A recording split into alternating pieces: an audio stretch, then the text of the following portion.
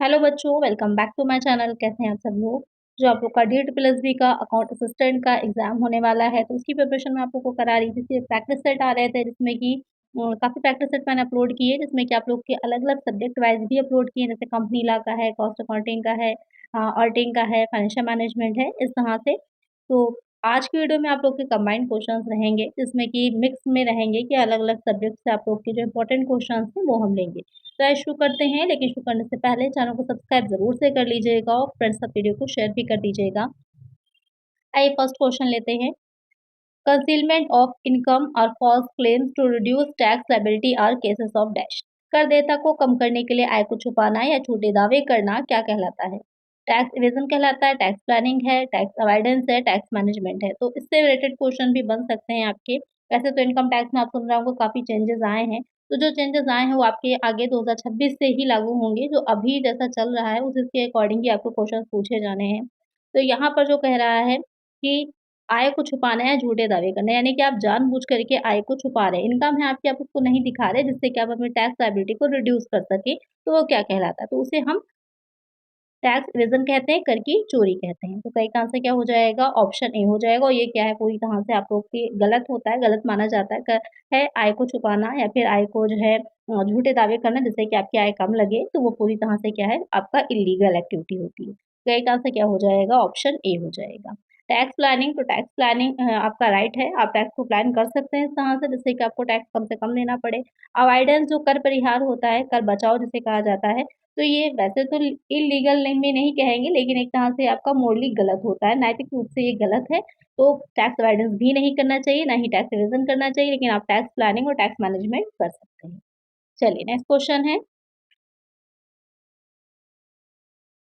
Using the loopholes of law और to reduce tax is known as. कम करने के लिए, कर को कम करने के लिए कानून की खामियों का उपयोग करना कहलाता है tax evasion, tax planning, tax avoidance, tax management. यानी कि यहाँ पे क्या कह रहा है कि आपके टैक्स में टैक्स लॉ है, उसमें कुछ इस तरह के लूपहोल्स हैं या कुछ इस तरह की कमियां हैं जो आप जानते हैं, जिनका यूज करके आप अपने टैक्स कम कर सकते हैं, तो वो क्या कहलाता है? तो अभी जैसे मैंने आपको बताया था कि जो कर बचाव है, जो टैक्स अवॉइजन होता है, सॉरी टैक्स अवॉइडेंस होता है, कर परिहार या कर बचाव जिसे कहा जाता है, वो मोरली गलत होता है। वैसे आप देखें तो इलीगल नहीं है, क्योंकि आपकी गलती नहीं थी, उस टैक्स को जो लोग बना रहे थे वहीं कुछ गलती कमियाँ रह गईं, जिसकी वज़ह से आप उसका लाभ उठा पा रहे हैं, जिससे कि आपको टैक्स कम देना पड़ रहा है। लेकिन अगर देखा जाए तो वो गलत है, क्योंकि जो टैक्स आप देते हैं गवर्नमेंट को, वही गवर्नमेंट की इनकम का मेन सोर्स होता है।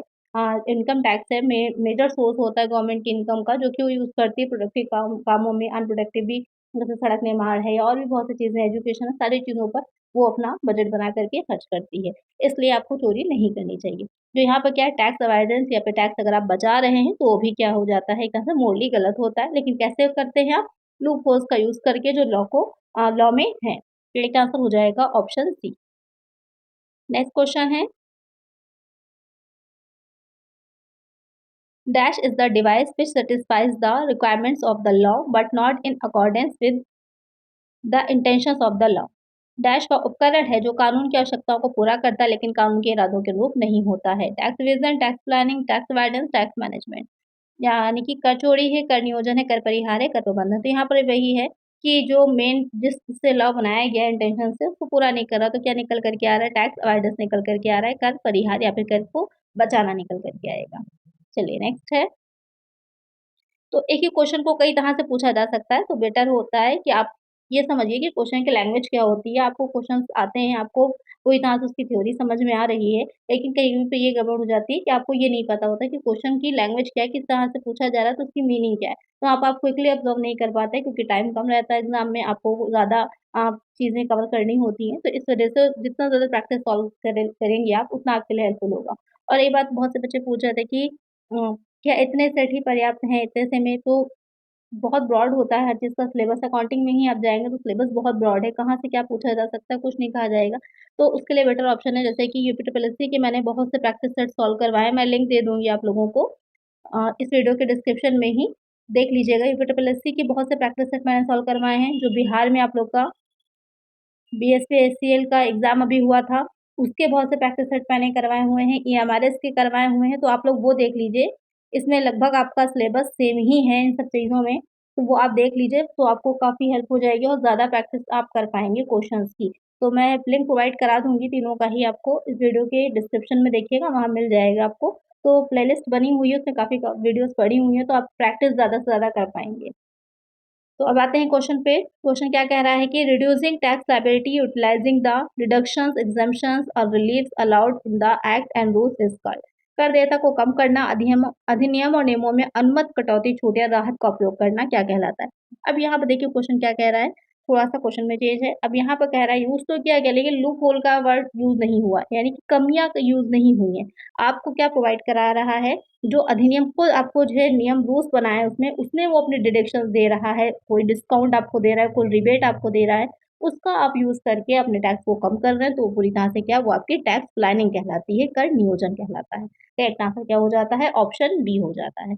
ये सब चीज़ें ध्यान में रखिए कि कहाँ पर कौन सा वर्ड का क्या मीनिंग होगा। तो एक तरह से समझ लीजिए कि ये वर्ड जो होते हैं, ऐसे लूप होल वर्ड का अगर यूज़ है तो सीधे-सीधे आपका क्या हो जाएगा, ये कर को बचाया जा रहा है, टैक्स अवॉइडेंस किया जा रहा है। तो उस सारी चीज़ों का ध्यान में रख कर के आपको आंसर को देना है। चलिए नेक्स्ट क्वेश्चन पे चलते हैं।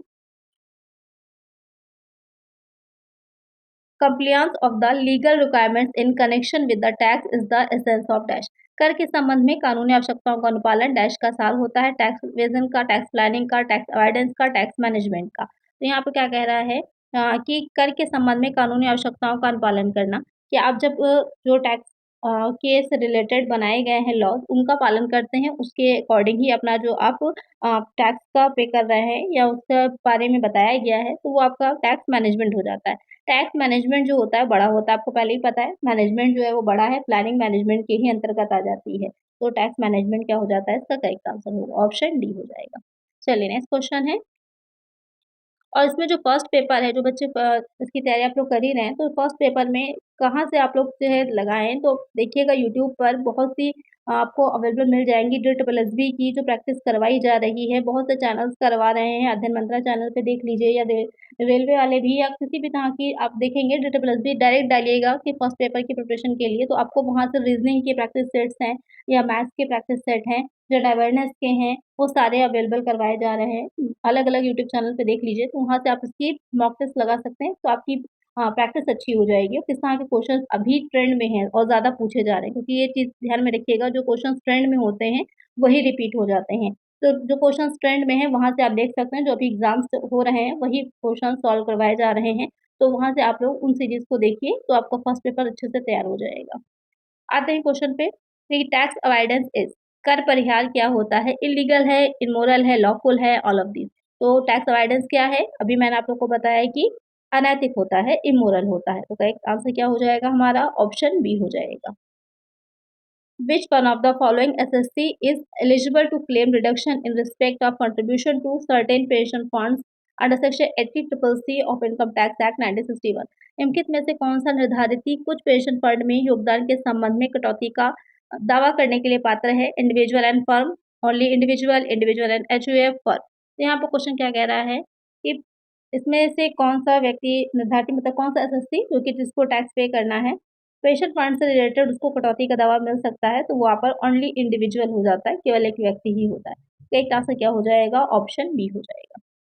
चलिए नेक्स्ट क्वेश्चन है।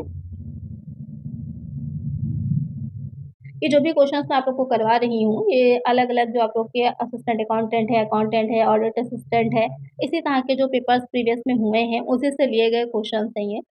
नेक्स्ट क्वेश्चन है यहाँ पर, dash is for individuals and HUFs not carrying out business और प्रोफेशन अंडर एनी प्रोप्राइटरशिप। उन व्यक्तियों और एचयूएफ के लिए है जो किसी भी एक स्वामित्व के तहत व्यवसाय या पेशा नहीं कर रहे हैं, यानी कि यहाँ पर आईटीआर जो कि फाइल करना होता है, तो वो कौन सा आईटीआर जो इंडिविजुअल है या फिर एचयूएफ है, वो कौन सा आईटीआर को फिल करेंगे जो कि कोई बिजनेस या प्रोफेशन में नहीं लगे हुए हैं, तो वो आपका आईटीआर सेकंड हो जाता है। करेक्ट आंसर क्या होगा हमारा, ऑप्शन सी हो जाएगा। Section 80EE of the Income Tax Act 1961 primarily deals with the deduction for, आयकर अधिनियम 1961 की धारा 80EE मुख्य रूप से निम्नलिखित के लिए कटौती से संबंधित है। House rent, interest on education loan for higher studies, donation towards social causes, home loan interest for first time home owners. तो यहाँ पर क्वेश्चन जो कह रहा है कि आपका 80EE जो होती है वो किससे रिलेटेड हो जाती है, तो 80EE जो होती है वो home loan interest for the first time home owners उससे रिलेटेड होती है, और 80E जो होती है वो एजुकेशन लोन के लिए होती है। तो यहाँ ध्यान दीजिएगा 80EE की बात की जा रही है, 80E की नहीं की जा रही है। तो यहाँ पर कंफ्यूज करने के लिए आपको ये सेकंड नंबर पर बी वाले पर इंटरेस्ट ऑन एजुकेशन लोन भी दे रखा है, लेकिन आपको ध्यान रखना है कि 2 ई हैं, एक ई नहीं है, इसलिए यहाँ पर आपका करेक्ट आंसर ऑप्शन डी होगा। चलिए नेक्स्ट क्वेश्चन है, objective of financial management is वित्तीय प्रबंधन का उद्देश्य क्या होता है? Profit maximisation, wealth maximisation, asset maximisation, sales maximisation. तो मैं आप लोग को बता चुकी हूँ, फाइनेंशियल मैनेजमेंट की अलग से वीडियो मैंने प्रोवाइड कराई थी, वहाँ पे भी आपको बताया था कि प्रॉफिट को मैक्सिमाइज करना नहीं होता, ना ही एसेट को, वेल्थ मैक्सिमाइजेशन होता है। धन अधिकतमीकरण या संपदा अधिकतमीकरण लिखा होगा, ट्रांसलेट में हो सकता है धन ही लिखा हो, तो मतलब आपका वही हो जाएगा वेल्थ मैक्सिमाइजेशन। लेकिन यहाँ पर सही वर्ड जो ज़्यादा यूज़ किया जाएगा वो संपदा अधिकतमीकरण होता है, जो मेन फाइनेंशियल मैनेजमेंट का ऑब्जेक्टिव होता है। तो करेक्ट आंसर क्या हो जाएगा? ऑप्शन बी होगा। नेक्स्ट क्वेश्चन है, the objective of wealth maximisation takes into consideration, धन अधिकतमीकरण का उद्देश्य क्या ध्यान में रखना होता है? Risk related to uncertainty of return, timing of expected return, amount of returns expected, all of them. तो मीन्स क्या होता है, मतलब यानी कि ये जो हमने उद्देश्य है हमारा वेल्थ को मैक्सिमाइज करना, वो किससे रिलेटेड है या उसमें क्या क्या चीज़ों को ध्यान में हम रखते हैं। तो यहाँ पे भी देखते हैं, क्योंकि फ्यूचर में या अभी तो हमने किसी भी अपने उसमें कोई बिजनेस है, हमारा ऑर्गेनाइजेशन है, उसमें हमने अपना पैसा लगा दिया। अब हमको अभी ये नहीं पता है कि भविष्य में फ्यूचर में हमें कितना रिटर्न मिलेगा। तो यहाँ पर क्या होता है, अनिश्चितता रहती है, अनसर्टेनिटी रहती है, उस रिस्क के लिए भी है। एक्सपेक्टेड रिटर्न कितने टाइम में आएगा हमको ये भी नहीं पता, एक्सपेक्टेड टाइम हमको ध्यान में रखना होता है, या कितना आएगा, कितनी राशि मिलेगी, वो भी चीज़। तो सारी आ जाती हैं, तो करेक्ट आंसर हो जाता है ऑल ऑफ द अबव, उपरोक्त सभी। चलिए नेक्स्ट क्वेश्चन है, which of the following is not a cash outflow for the firm, निम्नलिखित में से कौन फर्म के नगद बहिर्वाह नहीं है? Depreciation, dividend, interest payment, taxes. तो यहाँ पर क्वेश्चन क्या कह रहा है कि कैश आउटफ्लो फर्म के लिए नहीं होगा। तो यहाँ पर जो डिप्रिसिएशन होता है नॉन कैश एक्सपेंस होता है, इसको ध्यान में रखिएगा। यही जो होगा वो आपका कैश आउटफ्लो नहीं होता। तो एक आंसर यहाँ पर ऑप्शन ए हो जाता है। जो आप डिप्रिसिएशन चार्ज कर रहे होते हैं वो नॉन कैश एक्सपेंसेस होता है, गैर नगद व्यय होता है। नगद व्यय नहीं होता है, गैर नगद व्यय होता है। इसलिए आपका डिप्रिसिएशन ही क्या है, कैश आउटफ्लो, इससे फर्म को नहीं होता। तो एक आंसर है ऑप्शन है, बाकी तीनों ही चीज़ों से होता है। चलिए नेक्स्ट क्वेश्चन है, cost of capital refers to, जो पूंजी की लागत होती है उसका क्या मीनिंग होता है? Floating cost, dividend, required rate of return, none of the above. तो कॉस्ट ऑफ कैपिटल, जो भी कैपिटल आप लगा रहे होते हैं, पूंजी आप अपने बिजनेस में लगा रहे होते हैं, तो उसकी भी कुछ लागत होती है। उसकी लागत जो होती है किसके बारे में होती है, उसका क्या मीनिंग होता है उसका? तो रिक्वायर्ड रेट ऑफ रिटर्न, कि आपको उससे कितना रिटर्न मिल सकता है। जो भी पूँजी लगाई जा रही थी, ऐसा तो नहीं कि आप इस उद्देश्य से लगा देते हैं कि आपने लगा दिया, उसमें पैसा भूल गए। आपको ये भी तो होता है ना कि जितना हमने लगाया है, वो हमको रिटर्न मिल भी सके। अभी बस मैग्नाइज़ेशन में आपने समझा कि तीनों चीज़ों पे ध्यान दिया जाता है। तो वहाँ पे ये भी चीज़ हम ध्यान में रखते हैं कि जितना हमने लगाया है, उससे हमें रिटर्न कितना मिलेगा और कितनी जल्दी हमारा अमाउंट जो होता है, वो वापस आ सकता है। तो यहाँ पर करेक्ट आंसर क्या हो जाता है? ऑप्शन सी हो जाता है। चलिए नेक्स्ट क्वेश्चन है, which of the following has the highest cost of capital, निम्नलिखित में से किसकी पूंजी की लागत सबसे अधिक होती है? इक्विटी शेयर्स की, लोन्स की, बॉन्ड्स की, प्रेफरेंस शेयर्स की। तो यहाँ पर जो हाईएस्ट कॉस्ट ऑफ कैपिटल होती है वो इक्विटी की होती है। जो समताजधारी होते हैं उनकी सबसे ज़्यादा जो होती है वो लागत होती है। तो जब भी नया बिजनेस को स्टार्ट किया जा रहा होता है तो वहाँ पर एक ऐसा कैपिटल स्ट्रक्चर बनाया जाता है जिसमें कि ज़्यादा जो प्रॉफिट अगर कम भी हो रहा है, क्योंकि जब बिजनेस आप स्टार्ट कर रहे होते हैं, इंट्रोडक्टरी एज में होता है स्टार्टिंग में, तो वहाँ पर हमें प्रॉफ़िट नहीं होता ज़्यादा, या नहीं होता है, ना के बराबर होता है, कभी-कभी लॉस की स्टेज भी रहती है। तो वहाँ पर इस चीज़ का ध्यान रखा जाता है कि हम ऐसे ही कैपिटल का कम यूज़ करते हैं जिसकी कॉस्ट ज़्यादा आ रही हो। जिससे ज़्यादा से ज़्यादा कोशिश ये की जाती है कि हम जो आपके लोन्स होते हैं या डिबेंचर होते हैं उनको इश्यू करें, क्योंकि उसमें क्या रहता है, जब आप पूरा निकालते हैं वहाँ पर कॉस्ट ऑफ कैपिटल को, तो देखते हैं कि उसकी लागत कम आ रही होती है और जो आपके इक्विटी शेयर्स होते हैं उसकी लागत ज़्यादा आती है। एक आंसर क्या हो जाता है? ऑप्शन ए हो जाता है। चलिए नेक्स्ट क्वेश्चन है, what does investment stand for, जो निवेश होता है उसका अर्थ क्या होता है? वैसे तो आपने इन्वेस्टमेंट बहुत मीनिंग सुना, बहुत बार ये वर्ड आपने सुना होगा। होता क्या है? Approximate increase in the national stocks, the application of fund for the products and services employed for the production process, use of funds for the asset with the purpose to earn returns, applying money to buy a flat or a house। तो investment क्या होता है? तो वैसे तो investment का मतलब यही होता है कि जब आप किसी चीज़ में कोई एसेट को परचेज़ कर रहे हैं, कहीं पे अपना फंड को लगा रहे होते हैं, तो आपको उससे कुछ रिटर्न पर्पस आपका ये होता है कि आपको रिटर्न कुछ उससे मिलेगा, वो आपकी इन्वेस्टमेंट कहलाती है। तो आपने जैसे कोई घर खरीद लिया, अगर आप रहने के पर्पस से जो कोई घर को खरीद रहे हैं, कोई ऐसी बिल्डिंग को खरीद रहे हैं, तो वहाँ से आपको रिटर्न कुछ नहीं मिल रहा है। लेकिन अगर वही पैसे आप किसी शेयर्स में लगा रहे हैं, कहीं पे म्यूचुअल फंड्स में लगा रहे हैं, तो वहाँ पर उससे आपको रिटर्न मिलता है, तो वो आपकी इन्वेस्टमेंट होती है। तो कई तरह से यहाँ पर हमारा ऑप्शन सी हो जाएगा कि use of funds for the asset with the purpose to earn return. Purpose यहाँ पर रिटर्न होना चाहिए। रिटर्न को अर्न करना पर्पस आपका होना चाहिए। तभी आप उस फंड के यूज़ को इन्वेस्टमेंट कह सकते हैं। तो एक आंसर क्या है हमारा ऑप्शन सी हो जाता है। चलिए नेक्स्ट क्वेश्चन है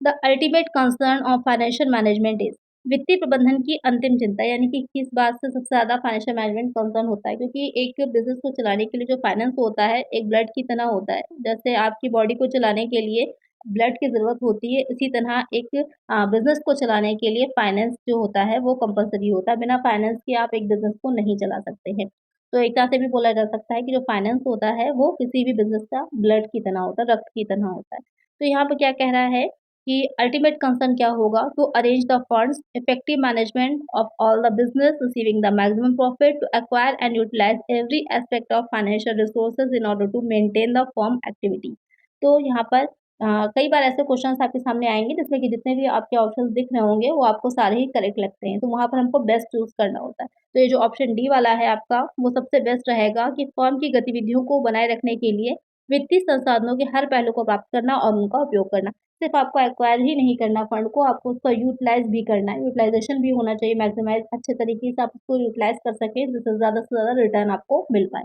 तो एक आंसर हमारा ऑप्शन डी हो जाएगा। चलिए नेक्स्ट क्वेश्चन है what is capital bursting related to? पूंजी बर्स्टिंग किससे संबंधित होती है? शॉर्ट टर्म एसेट से, लॉन्ग टर्म एसेट से, long term as well as short term asset, fixed asset. तो यहाँ पर कह रहा है जो कैपिटल बर्स्टिंग होती है किससे रिलेटेड है? पूंजी बर्स्टिंग जो होती है जब भी इसका यूज़ किया जाता है तो मेनली जो होता है वो आपका लॉन्ग टर्म के पर्सपेक्टिव से ही इसका यूज़ किया जाता है। तो यहाँ पर वो किससे रिलेटेड हो जाती है? तो लॉन्ग टर्म एसेट से होती है। तो करेक्ट आंसर हमारा हो जाता है ऑप्शन बी हो जाता है। तो जो शॉर्ट टर्म के लिए होती है तो वहाँ पर वर्किंग कैपिटल का यूज़ किया जाता है। जो आपकी कार्यशील पूँजी होती है और जब भी कैपिटल बस्टिंग वर्ड का यूज़ होगा तो वहाँ पे समझ लीजिएगा कि आप लॉन्ग टर्म के लिए देख रहे हैं कि आप ऐसी एसेट्स में अ, इन्वेस्ट कर रहे हैं अपना अमाउंट जो आपकी लॉन्ग टर्म तक यूज़ होने वाली है। चलिए नेक्स्ट क्वेश्चन है which one is our financial asset? कौन-सी वित्तीय परिसंपत्तियाँ होती हैं? बॉन्ड्स हैं, मशीन्स हैं, स्टॉक है, बोथ ए एंड सी। तो यहाँ पर कह रहा है कि फाइनेंशियल एसेट वित्तीय परिसंपत्तियाँ कौन-सी होती हैं? तो यहाँ पर वित्तीय परिसंपत्तियाँ जो हैं वो आपकी बोथ ए एंड सी यानी कि जो बॉन्ड्स होते हैं और जो स्टॉक्स होते हैं वो आपकी फाइनेंशियल एसेट कहलाती हैं। करेक्ट आंसर हो जाता है आपका ऑप्शन डी। नेक्स्ट क्वेश्चन है as per section 284 share me share in the share capital of a company and includes dash धारा 2 की उपधारा 84 के अनुसार शेयर का अर्थ होता है किसी कंपनी की शेयर पूंजी में हिस्सा और इसमें क्या शामिल होता है debentures preference shares stock bond तो यहाँ पर जब हम बात कर रहे हैं जो आपकी सेक्शन 2 सब सेक्शन 84 है धारा जो आपकी 2 और उपधारा 84 है उसमें जब हम बात अंश के अर्थ की करते हैं शेयर की मीनिंग की करते हैं तो वहाँ पर हम उसमें अंश के साथ-साथ और किस चीज़ को शामिल करते हैं, डिबेंचर को, प्रेफ़रेंस शेयर्स को, स्टॉक को, बॉन्ड्स को। तो उसमें हम स्टॉक को भी उसका हिस्सा मानते हैं, तो करेक्ट आंसर क्या हो जाता है? ऑप्शन सी होता है। जो कई शेयर्स जो होते हैं, जो आपके फुली पेड अप होते हैं, उनको मिला द के एक खंड बना दिया जाता है, एक ब्लॉक बना दिया जाता है, तो उसको स्टॉक कहा जाता है। करेक्ट आंसर क्या हो जाता है? ऑप्शन सी हो जाता है। चलिए नेक्स्ट क्वेश्चन है Sweat equity shares means equity shares issued by a company to its director or employee. यहाँ पर कह रहा है कि जो स्वेट इक्विटी शेयर्स होते हैं का अर्थ है किसी कंपनी द्वारा अपने निर्देशकों या कर्मचारियों को जारी किए गए equity share at discount for consideration other than cash for providing their know how for making available rights to in the nature of intellectual property rights or value addition all of the above तो यहाँ पे क्या कह रहा है जो sweat equity shares होते हैं तो जो स्वेट इक्विटी शेयर्स होते हैं तो जो कंपनी के डायरेक्टर्स होते हैं एम्प्लॉयज होते हैं या फिर जो कंपनी के प्रोमोटर्स होते हैं प्रवर्तक होते हैं कंपनी को बनाने वाले होते हैं उनको जो जारी किए जाते हैं शेयर्स उनको स्वेट इक्विटी शेयर्स कहा जाता है तो वो ऐसे तो एक चीज़ ध्यान में रखिएगा जो आज के टाइम में आप जो इक्विटी शेयर्स होते हैं, नॉर्मल इक्विटी शेयर्स की मैं बात कर रही हूँ, जो आपके सिर्फ इक्विटी शेयर्स होते हैं, उनको आप डिस्काउंट पर जारी नहीं कर सकते, इशू नहीं कर सकते। उनको आप या तो सम मूल्य पर, एड पर, इस पर आप जारी कर सकते हैं, या तो आप प्रीमियम पर जारी कर सकते हैं। सिर्फ 2 ही तरीके से ही इश्यू किए जा सकते हैं। लेकिन अगर आपके शेयर्स के बारे में लिखा हो कि वो स्ट्रेट इक्विटी शेयर्स है, तो उनको आप डिस्काउंट पे इश्यू कर सकते हैं, तो ये वाला पॉइंट सही है। दूसरा कह रहा है कि जब आप कैश में उनको पेमेंट ना करके उनको जो प्लेटफ़ॉर्म का कंसिडरेशन होता है, पारिश्रमिक होता है, तो आप इस तरीके से भी दे सकते हैं, ये भी करेक्ट है। और दूसरी पॉइंट कह रहा है कि for making available rights in the nature, तो यहाँ पर ये वाला पॉइंट भी करेक्ट हो जाता है कि बौद्धिक संपदा अधिकार या मूल संवर्धन की प्रकृति में उपलब्ध करा सकते हैं आप उनको, तो करेक्ट आंसर यहाँ पर ऑप्शन डी होगा, ऑल ऑफ द अबव। तो ये चीज़ पॉइंट बहुत अच्छा है, ध्यान में रखिए इक्विटी शेयर्स के बारे में ये क्वेश्चन आपका बन सकता है। चलिए नेक्स्ट क्वेश्चन लेते हैं। Security premium can not be utilised towards, जो प्रतिभूति प्रीमियम का उपयोग है निम्नलिखित के लिए नहीं किया जा सकता। Reduction in share capital, buyback of shares, issuing fully paid on bonus shares, writing of the expenses और कमीशन पेड। जो सिक्योरिटी प्रीमियम होता है, आप उसका यूज़ किस चीज़ के लिए नहीं कर सकते हैं कि शेयर पूँजी में कमी के लिए, शेयरों की पुनः खरीद के लिए, पूर्व भुगतान के लिए, बोनस की तरह जारी करना हो, तो या फिर भुगतान किए गए व्यय या कमीशन को लिखना। तो यहाँ पर आप जो शेयर कैपिटल होती है, उसमें कमी के लिए, रिडक्शन के लिए आप इसका सिक्योरिटी प्रीमियम का यूज़ नहीं कर सकते। बाकी इन तीनों ही चीज़ों के लिए सिक्योरिटी प्रीमियम का यूज़ किया जा सकता है। तो करेक्ट आंसर क्या हो जाता है? ऑप्शन ए हो जाता है। सिक्योरिटी प्रीमियम की अगर हम बात करें कि इसका नेचर कैसा होता है, जैसे कैपिटल नेचर, रेवेन्यू नेचर, 2 तरह की चीज़ें रहती हैं, तो ये आपकी कैपिटल नेचर की होती है। तो शॉर्टकट अगर ध्यान में रखना है, तो यहाँ पे इस चीज़ का ध्यान रखिएगा कि कोई भी आपकी अगर रेवेन्यू नेचर की सॉरी कैपिटल नेचर की चीज़ दे रखी होगी, तो वो कैपिटल नेचर की ही किसी एक्सपेंडिचर के लिए यूज़ की जा सकती है, अदरवाइज़ नहीं की जा सकती। ये एक यहाँ समझ लीजिए छोटा-सा आपके लिए शॉर्ट में ट्रिक है, जिसको आप याद कर सकते हैं, अगर आपको नहीं पता है कि कहाँ-कहाँ हम यूज़ कर सकते हैं और कहाँ यूज़ नहीं कर सकते। उसी तरह सेम आपका रेवेन्यू के लिए भी अप्लाई होता है। तो करेक्ट आंसर कहाँ हो जाएगा यहाँ पर ऑप्शन ए होगा। चलिए नेक्स्ट क्वेश्चन है, which of the following section of company act 2013 define the definition of share. Company अधिनियम 2013 की निम्नलिखित में से कौन सी धारा शेयर की परिभाषा को परिभाषित करती है? सेक्शन 2 सबसेक्शन 85, 84, 19 या फिर 17, तो अभी मैंने आप लोग को बताया ही था, जिसमें हमने बताया था कि उसमें हम शेयर्स के साथ-साथ स्टॉक को भी शामिल करते हैं। कौन-सी सेक्शन थी? सेक्शन 2 सबसेक्शन 84 थी। तो एक आंसर क्या हो जाएगा? ऑप्शन बी हो जाएगा। कंपनी लॉ की अलग अलग से वीडियो मैंने प्रोवाइड कराई है आप लोगों को, देख लीजिएगा तो काफ़ी चीज़ें आपको क्लियर हो जाएँगी। या और ज़्यादा अगर आपको कंपनी लॉ के क्वेश्चंस को सॉल्व करना है, तो कंपनी लॉ पर आपको पूरी प्लेलिस्ट मिल जाएगी मेरे चैनल पर। जहाँ पर मैंने प्रोवाइड कराया है, उसको अच्छे से बहुत डिटेल में एक-एक क्वेश्चन को पढ़ाया हुआ है, तो आप चाहें तो वहाँ से भी एमसीक्यूज़ वीडियोज़ भी हैं, इसके लेक्चर्स भी हैं, लेकिन इतना डीपली पढ़ने की रिक्वायरमेंट नहीं है। आप चाहें तो सिर्फ एमसीक्यूज़ वीडियोज़ को देख लीजिएगा, तो आपकी कंपनी लॉ के बहुत से क्वेश्चन्स वहाँ से क्लियर हो जाएँगे। इसी तरह जो आप लोग का बिज़नेस लॉ है, बिज़नेस लॉ भी आपको बिज़नेस रिलेटेड फ्रेमवर्क के नाम से चैनल पर अवेलेबल है। एमसीक्यूज़ वीडियोज़ बीआरएफ करके अगर सर्च करिएगा, बीआरएफ एमसीक्यूज़ कॉमर्स स्टडी ज़ोन, तो आपको मिल जाएँगे वहाँ पर। तो इसके भी एमसीक्यूज़ अवेलेबल हैं, तो आप उसमें भी काफ़ी चीज़ें जो आपको नहीं समझ में आ रही हैं, देख सकते हैं। फाइनेंशियल मैनेजमेंट में भी सेम आपको मिल जाएगा। फाइनेंशियल अकाउंटिंग में भी मिल जाएगा, तो अलग-अलग सेपरेट आप लोग चीज़ें भी तैयार कर सकते हैं वहाँ से भी। चलिए अब आते हैं कि नेक्स्ट क्वेश्चन क्या है आपका? Which of the following shares can be issued at discount? निम्नलिखित में से कौन से शेयर छूट पर जारी किए जा सकते हैं? Sweat equity shares, preference shares, equity shares, all of the. अब इस क्वेश्चन को बहुत अच्छे से मैंने समझाया है, तो इसका आंसर जल्दी से मुझे आप लोग कमेंट करिए। सभी बच्चे जो भी वीडियो को देखते हैं, कमेंट ज़रूर किया करिए आप लोग। जो भी क्वेश्चन मैं पूछा करूँ, तो उसे कमेंट करिए और साथ में वीडियो को शेयर भी कर दिया करिए, शेयर करा करिए और लाइक कर दिया करिए, ये 3 काम ज़रूर से कर दिया करिए। मैं बार-बार नहीं कहती हूँ आप लोग को सब्सक्राइब करने के लिए, शेयर करने या लाइक करने के लिए, तो कर दिया करिए आप लोग खुद से ही, तो इससे क्या होता है चैनल की रीच भी बढ़ती है। तो यहाँ पर करेक्ट आंसर क्या है आपका? जल्दी से कमेंट कर दीजिएगा। तो आज की वीडियो में इतना ही, यहीं से स्टार्ट करेंगे हम नेक्स्ट वीडियो में, इसके आगे के क्वेश्चंस को लेंगे। तो अगर वीडियो अच्छी लगी लाइक ज़रूर से करिएगा, चैनल पर नए हैं सब्सक्राइब कर दीजिएगा और फ्रेंड्स के साथ शेयर करना ना भूलिएगा। चलिए मिलते हैं नेक्स्ट वीडियो में। Thank you.